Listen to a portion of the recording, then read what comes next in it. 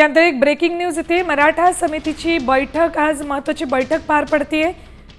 जरांगेंच्या आंदोलनाच्या पार्श्वभूमीवर ही महत्त्वाची बैठक होते, त्यामध्ये चर्चा होणार आहे। थेट जाऊयात आमचे प्रतिनिधी गणेश कवडे यांच्याकडे।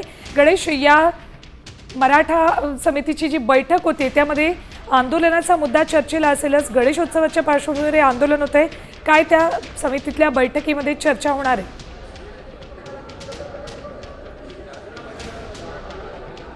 सुवर्ण, नक्कीच मंत्रिमंडळाच्या बैठकीमध्ये देखील आहे ते मराठा आरक्षणासंदर्भामध्ये आहे ती चर्चा होईलच। आणि त्यानंतरून जी मराठा आरक्षणासंदर्भामध्ये एक समिती देखील आहे ती नव्याने स्थापन केलेली आहे।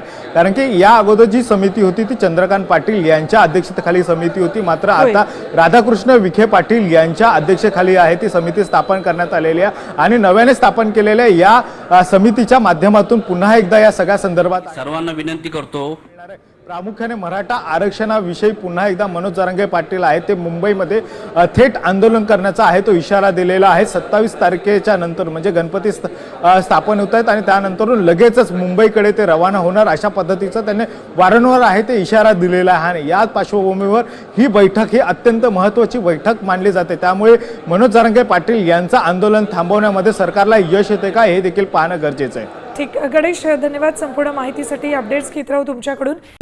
आता isakal.com आहे देशातील नंबर 1 ची मराठी न्यूज वेबसाईट। प्रत्येक अपडेटसाठी isakal.com ला नक्की भेट द्या।